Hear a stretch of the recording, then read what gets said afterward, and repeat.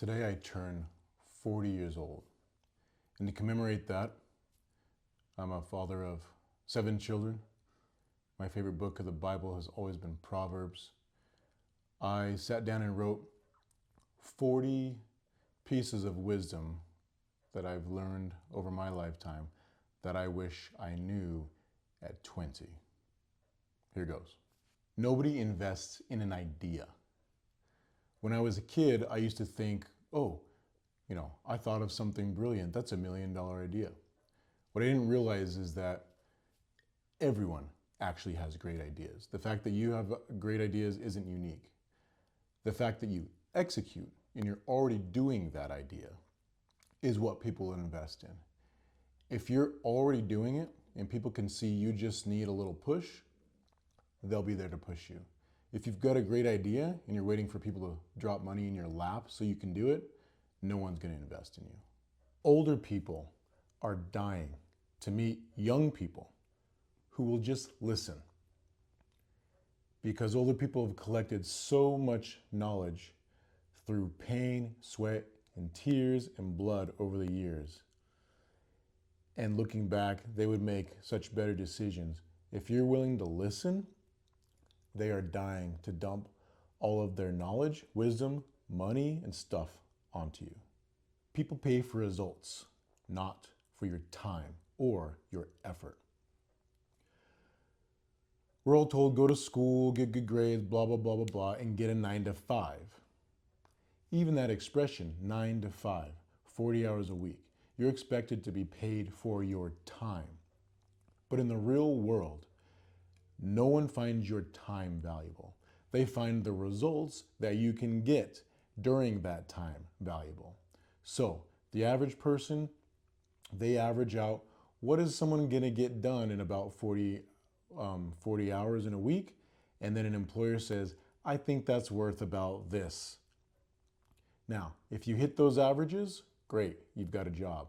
If you're behind those averages in results, eventually you won't have a job. But if you get so good at something that you can get those same results that they're looking for the average person 40 hours in 10 hours or in 20 minutes, you can command the same amount of money and more.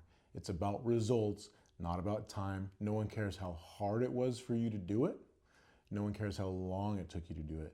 They care if you can get it done. 4, I cannot back this up theologically. Someone tell me if you can. But I have a theory that's proven true in my life. It seems like God gives you Groundhog Day on a particular issue until you approach it the right way and you can beat the level. What I mean is, you'll run into certain personalities. You'll run into certain situations. And if you run and hide from them, if you cower from them, if you avoid them, then God might let that pass for a little bit. But you'll meet that same personality again. You'll run into that same situation again. It might be scaled up more. And until you approach it head on, tackle it, and vanquish that problem, or confront that personality on their inappropriate behavior, you'll have to repeat this cycle in life until you beat that level, and then you get to go on to the next one. 5, if you don't have your health, you don't have anything. I used to read this all the time in business books, and really, it didn't resonate. I was 20 something, I was invincible, fit as a fiddle, and I thought, man, even when I'm sick, I can still type on my keyboard and get stuff done. Well, as I get older, I realize the times that I've been seriously sick, if you're not healthy, you don't have the energy to even think about your keyboard, let alone getting anything done physically. If you don't pay attention to your health will take you down and you won't be able to do anything else. 6, ownership is actually behind every dollar you make. If you don't own anything, you can't make any money. Even all the way down to ditch diggers. You own your body and you own the labor that you can produce with your body. And you're trading that for the results of digging that ditch, and that's how you're getting money. You scale that idea of ownership up to you start owning real estate, businesses, different kinds of assets, and you let others, just like you were letting others have the benefit of your ditch digging, you're letting others have the benefit of whatever those other things that you own, and that's how you make money. But all the way down to the ditch digger, you're letting someone use the benefits of something that you own. Ownership is behind all forms of money. 7, respect is almost antithetical to titles. I think the higher title you have, the higher standard you have for your behavior, your discipline, your sacrifice, your execution. If you're a CEO, if you're a pastor, if you're a cop, if you're a manager, a director, I've had CEO, I've had director, I've had manager. No one respects you unless you discipline and sacrifice yourself and hold yourself to a standard that matches that. If you're not, people will lose respect for you. Conversely, you can have all kinds of respect and you don't need a title at all. You just have to hold yourself to those standards and behave in such a way, and you can have, as the janitor, more respect than the CEO himself. Avoiding tough conversations makes them tougher when we inevitably have to have them. In life, we have situations that come up that require tough conversations. There's no way to avoid that. They happen with our spouses, our kids, our employers, our friends. Most of us try to avoid them at all costs. They're uncomfortable. They feel very strange. However, one reality you have to realize, you won't get out of having them. If you don't have them, eventually the relationship will be severed. You have to have those conversations to reset the boundaries and reset the expectations. Now, if you avoid them, the longer you avoid them, the harder they will be. So they're always hard, but they can get worse. So once you realize you need to have a tough conversation, hit it head on and hit it early, and you'll avoid making it even weirder and harder later. 9, sales is not a dirty word. When I was younger, I was a bit of an artist and a scientist, and I bought into that idea that, you know, the artists were always getting screwed by the business people because they didn't know how to sell, or they were too pure to sell. I thought salesman meant pushy and dishonest and slimy.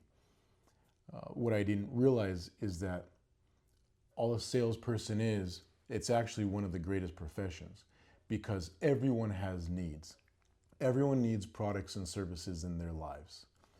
And a lot of times, people don't know, for one, what that product or service even is. They just know they have a need. And if they do know what it is, they don't know where they're going to find it. A salesperson, a good one, is not pushy, is not dishonest. All they're doing is introducing that person to a product or service that's going to help them. So actually, salespeople are helping people get along in life by closing that gap and introducing them to what they need. Business people are the last of the scientists. In the old days, you read about all these scientists who were swimming upstream, bucking against the grain, whatever. They were making discoveries that they found to be true experimentally. And even society and culture maybe didn't like it. Maybe their superstitions were telling them otherwise. But through their experimentation, they were finding universal and absolute truths. Now, the people who wear the name scientists are often paid off by big companies, governments, different organizations with different agendas. They don't have to find truth. All they have to do is find something that they can write about that backs up a claim made by a company that's ultimately trying to make you buy their product. A government's just trying to buy your loyalty. Business people, on the other hand, have to, at the end of the day, have a product that works. If you're a small business person, you are experimenting with your marketing, with your product. It actually has to meet the needs of your customers. It actually has to reach the ears of your customers. It has to appeal to them. Those are your experiments that you're running all the time. If it doesn't, you will fail. You will go out of business, or you'll have to do another experiment until you get it right. That's why business people are the last of the true scientists. The rich do indeed get richer. A lot of us hate this, especially when we don't have money. We think it's about money, and we think it's about corruption and how people who have are busy blocking those who don't have and taking from them so they can have more and more that they don't need. Maybe this happens sometimes, but the rich getting richer is not really about money necessarily at all. In piano, for instance, piano is a skill, it's not money. I have a skill and I get asked to play piano every once in a while. Every time I play and perform for an audience, I get better at that skill. I get better at the skill of playing. I get better at playing for an audience. I get richer in that skill.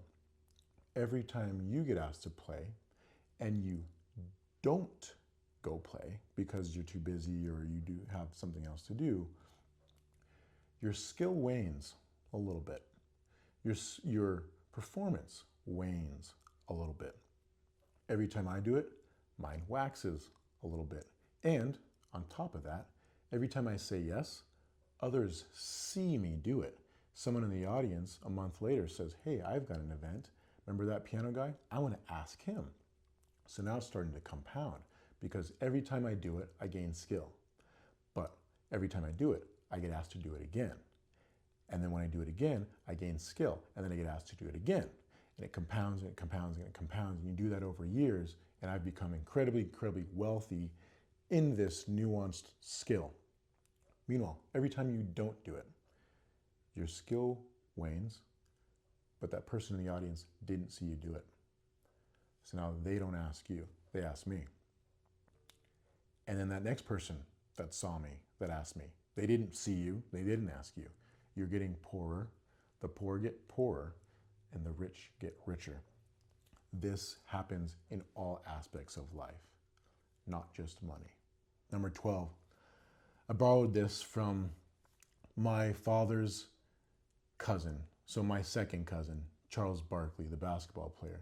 He says, if you're afraid to fail, you don't deserve to win. What it means is most people are more concerned with security and safety or not looking bad or just plain failing. And so they do things in life to avoid failing. That means they're not focusing their time on doing the things that are required to win. If you are interested in winning, you will inevitably have to take the risks it takes to win, to get something done. So if you're too afraid to fail, then it means you're not willing to do what it takes to win and you don't deserve to. Never assume other people's motives and certainly don't project your own onto them. In relationships, people are coming and going, doing all kinds of things, especially when you're into conflict. You'll start to see people's behavior and think you can assume what their motives are, which means you think you can predict their behavior based on those motives. But the reality is, oftentimes, unless they tell you, you have no idea what their motives are, and your predictions will be all over the board. And another problem we make as humans is we think this is what I would do, and this is why I would do it. We project our own motives, our own thoughts onto other people as if they're supposed to think the same thoughts we are. And then our predictions on their behavior are all over the board again. 14, your customer doesn't care about your goals. I get emails all the time from other companies that are saying, hey, we want to hit our goal of such and such sales by the end of the year. Hey, look at us. We're almost at our goal for our quarterly sales, blah, blah, blah. What they don't realize, they're making the mistake of, even though I'm a nice guy, I don't care about their quarterly sales goals. I care about my needs. So if what they're selling can help me meet my needs, I'm interested. But if you're coming at me and all I hear is how I can help you meet your goals, I'm not interested, especially when it comes to my money. So think through, what is my customer's goals? Because if you come at them saying, hey, you have goals, and I've predicted your goals or hit on the head that your goals are this, and I can help you meet your goals, you'll have their attention. Dreams are not killed by multiple failures. They're not killed by you not being smart enough or not having the right product or enough talent. They are killed by you being afraid of what others will say when they see you practicing, when they see you mess up, when they see you not as good as you will be if you keep going. You're afraid of what they'll say. You're afraid that they'll laugh at you, that they'll think less of you, and that they'll ridicule you. And that is why your dreams fail. 16. Relationships are all that matters. Even the Bible tells us, when it summarizes the law, the two most important laws are love God and love your neighbor. So, relationships at the end of the day are all that matters. Money matters, stuff matters, sure, thrills matter. They all matter to facilitate relationships. So, number one, your relationship to God is paramount, but then your relationship to other people is the only thing that really matters. The reason you make a lot of money is so you can buy a nice house to facilitate your life and relationship with your wife, with your kids. You make a lot of money so you can buy food to facilitate your relationship with your kids. You have some extra dollars, you want to go out to the bar and hang out with the guys for a little bit, it facilitates your relationship with the guys. But at the end of the day, everything points back to the paramount supremacy of relationships. If you don't have systems in your business that make it so you don't have to show up today or the next day or for a month, then you don't own a business, you own a job. A business is a set of systems that make the little ball hamster wheel go this way and that way, that don't need you to be pulling the levers every day, day in, day out. If you have to pull the levers day in and day out, then it's not a business. It relies on you and your expertise. The systems translate your expertise into different incentives, different checks and balances that make the whole thing run, whether you're there or not. Now, as the business owner, your job is to continually be coming up with better systems and improving those systems so you can improve efficiency, so you can scale them up. But if you have to be there to pull the levers, you don't have a business at this point. Money will not earn you respect, but the things you do with it and the things you're willing to do for it is what will earn or kill your respect. There are tons of people you can probably think of right now with tons and tons of money whom you do not respect at all, because you do not respect the things that they were willing to do in order to get that money. Maybe they were willing to exploit people. Maybe they were willing to put people in harm's way. Maybe they were willing to degrade themselves or degrade their own bodies, and you do not respect them, even though they may be sitting on millions or even billions. Meanwhile, people with far less money, you might respect greatly because they were willing to sacrifice themselves for what little they have. They were willing to go the extra mile. They were unwilling to exploit people when they had the opportunity. They were unwilling to put people in harm's way when they had the opportunity. Those are the things that earn you respect. Money is not one of them. 19. One of the absolute worst things you can do for the people in your charge is to tolerate someone who's not pulling their weight. What I mean by that, especially in an employment situation, but even in friend groups, things like that. If you're in charge of a group of people, those people are looking to you for direction, they're looking to you for sometimes motivation and incentive, and you're helping guide them. And they presumably are giving you their all.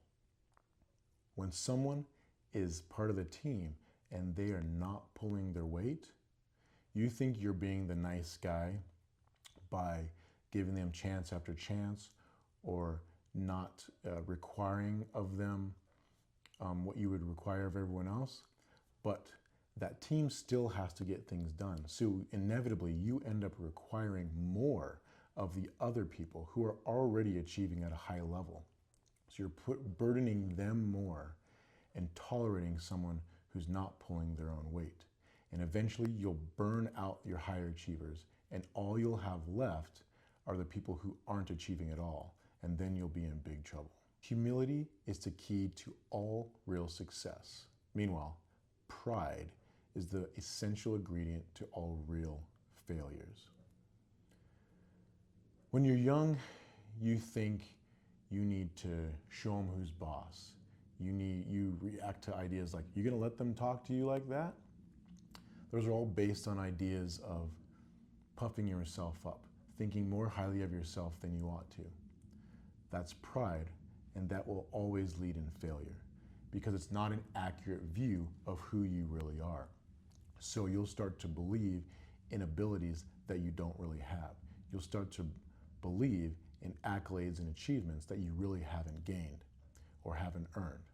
Meanwhile, humility is having accurate understanding of your strengths and your weaknesses, an accurate understanding of your limitations and what it takes to get to the next level. And it will motivate you to get to the next level instead of pride, which is assuming you're already at that next level, which means you'll take on battles you're not worthy of fighting yet. Humility says, I'm not worthy of that battle yet. I am going to do what it takes to become worthy of that battle. And then when you have an accurate view of what you can take on, you'll take it on. The doer is supreme. The doer is superior to the thinker and to the teacher. However, if you don't find yourself playing all three roles in different parts of your life, ultimately you will fail. The doer is supreme because thinking doesn't matter unless it comes out and manifests into the real world and it's done. You can think all the greatest thoughts in the world, but if there's no action with them, they're never done. They won't help and affect anybody. You'll just have thought about them. And one of the things you realize is most people have thought great ideas and thoughts, but most people do not act on them. And that's why those good things don't come out into the world. Teachers are great because they are teaching others to do something. However, you need the doer. The presumption is the teacher is teaching a doer who will then bring that out into the world. So if all you ever have is thinkers and teachers and no doers, nothing will ultimately ever get done. However, if all you are ever is a doer, because eventually you'll get to a spot where people are looking to you to teach them. If you're hoarding your knowledge, hoarding your experiences, then you're keeping all that knowledge and you're keeping the next generation of doers, you're hindering them from getting it done. If you're not a thinker and you're not looking at what you've done and saying, could I have done that better? How can I do better next time? Then you're just going to run around hurting people and not realizing or not reflecting on how you can do things better. You need to be all three at different parts of your life. 22. No matter how independent and confident a woman seems, at the end of the day, one of the biggest things she needs from you is to feel safe and secure. Growing up straddling the 20th and 21st century, feminism has taught us men to think that women are smarter, cooler, better adapted, all the things. And women often act very overconfident. What we don't realize is that overconfidence is typically trying to cover a lot of fear. And one of the biggest points of value you can bring to them is to help them calm their fear by helping them feel physically safe and secure, emotionally safe and secure, financially safe and secure. 23. It is appropriate for some relationships to come to an end. It wasn't until my mid to late 20s, really, that up until then, I always prided myself on keeping relationships really close and not letting them, wane. And I still do to a certain extent, but I didn't think it was appropriate unless there was some kind of heinous incident to cut anyone off. I realized through life that relationships ebb and flow. Some of the things that brought us close now won't keep us close forever. And there are some actions that you can take that will sever our relationship forever, and that it's appropriate to create boundaries and appropriate to maintain those boundaries and enforce them when necessary. And if ultimately necessary, cut off the relationship. Stop doubting your gut. Some people call it instincts, some people call it intuition. But what I found is most of the mistakes I've made in life were not due to impulsivity or I wasn't smart enough. It was because I knew there was an issue from the onset with this person, with this project. I could feel it in my gut. And yet, through self-doubt, I said, well, maybe I don't really understand. Do I think I know everything? Blah, blah, blah. I allowed myself to be talked into it maybe. And ultimately, when it failed for the exact reasons I had already predicted in my gut weeks, months, even years earlier. It's like I always say, you go on the date with the girl with a terrible laugh, and you're like, that's terrible, but she's pretty cute, I'll just look past it. And then you find yourself a year later breaking up because all you can hear is that horrible laugh. You knew that was going to be a problem from the onset, and you ignored it for whatever reason. And then at the end of the day, that's the problem. That's your gut talking to you. You need to listen to it. If you've gotten to 40 or beyond, you've honed your instincts enough, you've seen enough patterns that unconsciously you can recognize a lot of patterns that aren't going to work out well. Listen to it. 25. Never trust your ego. Your ego is the complete opposite of your gut. Your ego is that desire of yourself to think more highly of yourself than you ought to. It's going to put you into situations that you're not ready for.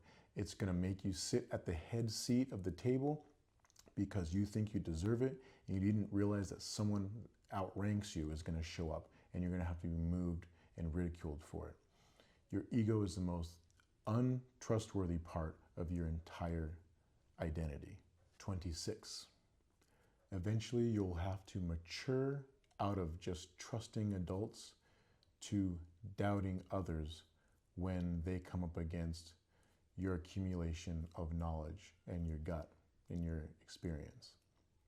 When I was young, I skipped light years of issues and mistakes past my peers simply because I sat and listened to older people. My assumption in life was older people had been 16, had been 20, had been 30 before. And if they're looking back and telling me I made XYZ mistake, or I should have bought land back when it was cheap sort of thing, I listened to them and I skipped so many classes in the school of hard knocks.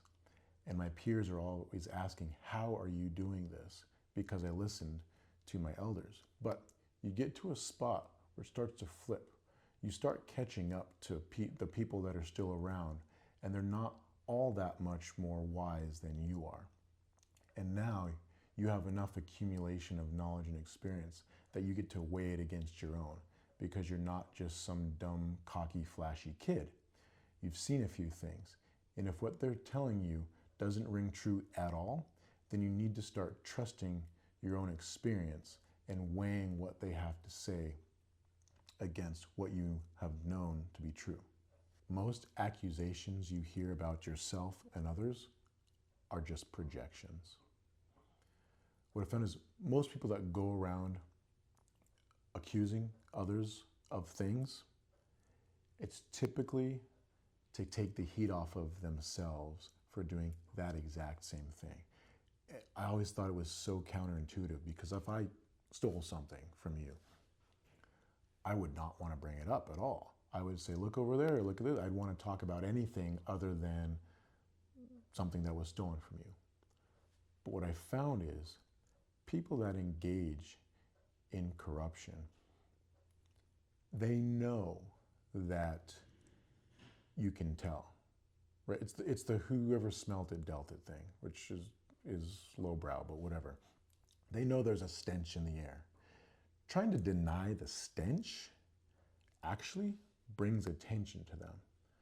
Instead, they acknowledge the stench, but they blame it on you. So by acknowledging the stench, most people say, oh, wow, I would never bring up the stench if it was me, so it's certainly not them, but now I'll listen to who they're pointing at. But truly, whoever smelt it is typically the one that dealt it. They're bringing it up and they're projecting it onto someone else, and often that's you. 28. Business isn't its own special category. We often talk of business people as if they're their own genre of person. There's the scientist and the teacher and the this and the that and the welder. Business people ultimately are just people who do things out in the world. And they do them habitually and at a certain skill level to where it provides value to others and people pay them for it. That's it. There are business people that make paper. There are business people that make Teslas. There are business people that fold napkins. All it is people out there doing things that are bringing value to others. And people show their appreciation for the value they've brought to their lives by paying them. Almost all things come down to discipline. When you're young, you see the overnight successes. You hear the artist on the radio that came out of nowhere. You see the guy who skipped college and went to the pros right out of high school. You see all these different things and you think, success is just a flash. It's a bolt of lightning. It's a lotto ticket that wins big. You don't realize anyone that you see that's been successful, and especially someone that you see that's sustained success, has had countless hours of working on their craft with no one applauding them, no one even caring. Probably people at one point or another telling them they ought to quit. You haven't attained success yet? You ought to quit. You ought to do something else. You ought to get a job. You ought to join the military. You ought to whatever. It's that discipline and the day in, day out. You're not going to just show up and hit the game winner. You're not going to just show up and hit the solo. You're going to practice and fail and fail and fail and fail and fail in private 1,000,000 times so that you can hit the game winner with ease when it counts and when everyone's looking. If you don't do it when no one's looking, you're going to fail when everyone is. For relationships to work, especially marriage, but any relationship, you have to have a common goal. Often we're so preoccupied with, well, we don't have similar interests or likes. I don't think that necessarily matters. But what does matter is you have to be striving to hit a common goal.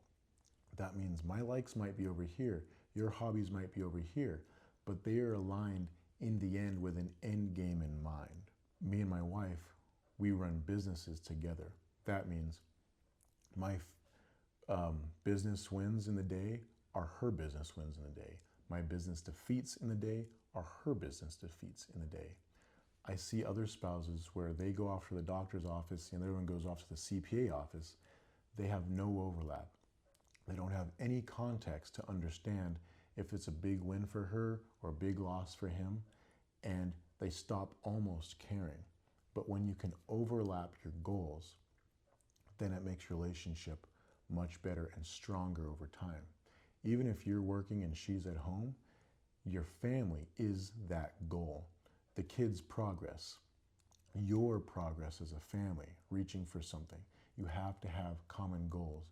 You can't be doing Groundhog Day, and you can't be too divergent. If you're an outsider, and most of us find ourselves as outsiders some points in life, Don't despair. Don't try and find a gang that you can run and hide in. Use that, what's unique about yourself, as leverage to find an advantage. Typically, I find myself an outsider, whether it's the way I look, the way I think, my skill set, where I'm from, whatever. Instead of letting that be something that holds me back, I'm always finding a way to leverage that to give me the advantage in the room. And I typically find that. You can too. Marriage doesn't really get good until about a decade in. Now, I will say, marriage is good from the start. But if I think back, just the maturity that a relationship gets to, the deepness, it's just not there in the first few years. It's only till year 9, 10, 11, 12 that things deepen to a spot that you never really imagined they could. And unfortunately, most people in our generations, they never really make it to that deepening. They never really make it to the good spot. By year 5, 6, 7, 8, they're already out for whatever reason. And so they have a tainted view of marriage. They don't understand how good, how deep it can become when it starts to ripen. I'm only 14 years in. It's so much better and so much more meaningful now than I ever even imagined at 2, 3, 4 years in. Now, if it does that trajectory at 28 years, I can't even hardly imagine that. The leader is not necessarily the smartest person in the room. The leader is the person with a vision and the person willing to sacrifice of themselves for that vision. So many times we think just whoever the smartest person ought to be the leader. Often the smartest person isn't willing to do what it takes to lead other people. They're willing to do what it takes to save their own skin. But leading is sacrificing yourself. It's the fact that you might be able to run the fastest, but it's about doing what it takes to make sure the whole group gets out alive or gets to the promised land, not just that you do. And if they don't have a vision, then where are they going to lead you to? They might lead you in circles, or they might lead you to nowhere. But certainly, the leader is not someone who's willing to sacrifice other people for their own vision. A leader needs a sacrifice of themselves for the vision and for others to attain that vision. Start with the bad news. As kids, when you're watching TV shows, they always show up to the character and say, I've got good news and bad news. What do you want first? And they always pick the good news, right? They want to hear that, and then they've got to hear the bad news. Well, don't ever do that. Flip it. Give them the bad news first. That way you've brought them as low as they're going to go. And then now the good news, the silver lining, all you can do from there is bring them back up. Conversely, if you give them the good news, you give them a false sense of hope, and then you kill it by giving them the bad news. You bait and switch them, and the conversation ends on a downer instead on building them up and putting them in a place towards positive and growing. You put them in one of despair. Most everyone is a coward. When I was younger, the two worst insults you could ever give anyone was to call them lazy or was to call them a coward. And I always thought the default, especially a grown man, was bravery. Men are brave and they go out and do courageous things. And so if for some reason you're a coward, you're defective, you're an anomaly, you're a minority. And that was very shameful. What I realized as I grew up, most people are actually cowards. Most people avoid the tough conversations. Most people cross the other side of the street when they see trouble, even if they know someone needs help. Most people are unwilling to do the courageous thing. The good thing about realizing that is it helps you be courageous. You realize everyone else is probably a coward in this situation. So that frees you up to not be afraid and for you to actually be the brave one to do what it takes. Because you realize probably everyone is looking at someone else to do the right thing, and why not have that person be you? And the more times you make the courageous decision, the more times you kill your own cowardice, the easier it is to do the next time. But if you're thinking that everyone else is probably braver than me and I'm the only one that's feeling fear, you'll start to feel stupid, you'll start to feel inferior, and that cowardice will grow and grow and grow. If you're looking around at everyone and saying, everyone else is just as much of a coward as I am, why don't I do something brave? You'll start to feel better about yourself, and you'll start to be able to do those things that most people are afraid to do. Everything in life is backward. What I mean is, there's a pattern in the Bible that shows up all the time. And if you pay attention, it shows up in real life. It's characterized by, he who would save his life must be willing to lose it. But he who would save his life is going to lose it. That comes everywhere. If you pay me now or pay me later. If you want to have fun now, you're going to have a bummer later. But if you take the bummer right now and the discipline, you'll have fun later. That chiasm shows up in life all the time if you're paying attention. And so the main pattern in life is that counterintuitive pattern. If you are willing to give up and sacrifice whatever it is now for the future, you'll have that future. If you're unwilling to give up the present pleasure, then you're going to be forced into that pain later. Speaking of the Bible is truer than true. The last few years, my family's noticed that I will sit and marvel at something or behavior and say, I just can't believe how true the Bible is. When you're a kid, you read these different stories. They feel moralistic. They feel like, oh, this is the right thing to do, blah, blah, blah. This is the good guy, this is the bad guy. But the older and older you get, the more you see like these patterns in life play themselves out over and over and over and over again. It's something that, so I believe the Bible is history written down. But one of the things that Jordan Peterson says, as he always tries to wiggle out of whether the Bible's true or not, he says it's so true it doesn't need to be true.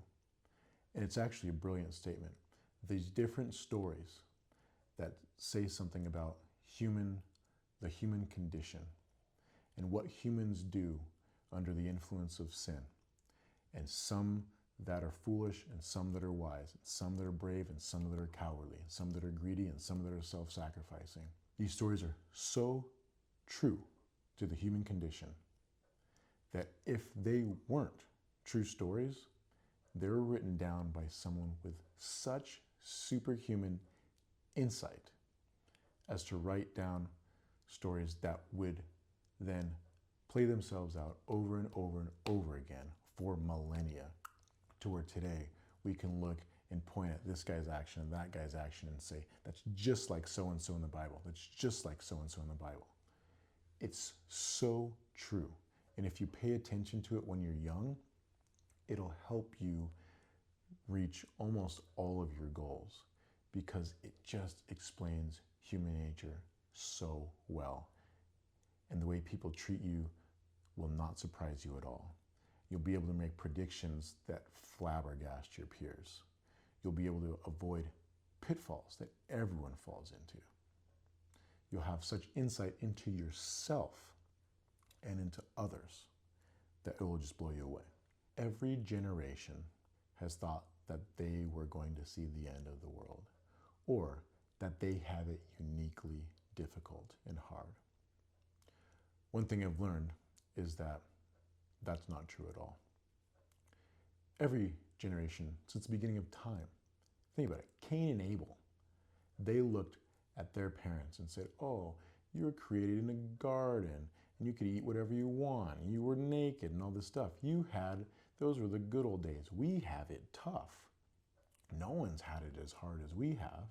And up till now, every generation, millennials, look at the boomers, the Gen Z looks at the millennials, Alpha, when they come of age, they're going to look back at us, say, you guys had it so easy. No one understands how uniquely difficult my experience is. I'm here to tell you, everyone's thought of that, and it's not true. Yes, you have issues. Yes, you have real problems. And the nuances might be unique. But the overall story of human suffering and the human condition, you're in a story that's playing itself out, and you're connected to all these previous generations. Your suffering is not unique. Your hardship is not unique. And those previous generations, they found ways to persevere. They found ways to survive, and so will you. Invincibility wears off, so you'd better develop an outside jumper. Now, that's basketball talk for a jump shot. What it means is, you see this with young people all the time. When you're young, you can jump higher, run faster, push other people out of the way, right? You're young, strong, have lots of energy, you feel invincible. But you don't realize that will wear off. Those of us who coast on our athleticism, our natural talents, without cultivating them, our beauty, without cultivating our personality or our minds, we think we're winning. But eventually, those all wear out. And if you haven't cultivated a jump shot so that you can shoot from outside in the perimeter when you're not strong enough to muscle your way in anymore, then you're left without a way to score. If you haven't developed your mind and your talents when your beauty fades, where are you going to be left? If you haven't developed your talents when your strength fades, where are you going to be left? So right now, while you're strong, you need to start thinking about, what can I be developing that's still going to get me where I need to go day in and day out? That's a skill that won't be taken away from me when my body starts to wear down. Never make decisions out of fear. I've made countless decisions in my lifetime. You will too. Huge implications for your life, the life of your loved ones, for millions of dollars. I don't regret any of my decisions other than the decisions I made out of fear. They were always made impulsive. They were always made for the wrong reasons. They always ended in disaster and regret. If you're making decisions, even if they are impulsive or gut decisions, as long as they're not made out of fear, you're probably going to be okay. Unless they're made out of hubris. But if they're made out of fear, you'll always look back and say, I wasn't trusting God. I wasn't trusting the mind and the gut that He gave me either. I was running. And running wildly just gets you lost in the forest and killed by the axe murder. So there you have it. Those are 40 pieces of wisdom that I wish I knew at 20. Which one was your favorite? Which one have you already learned, or which one was new to you?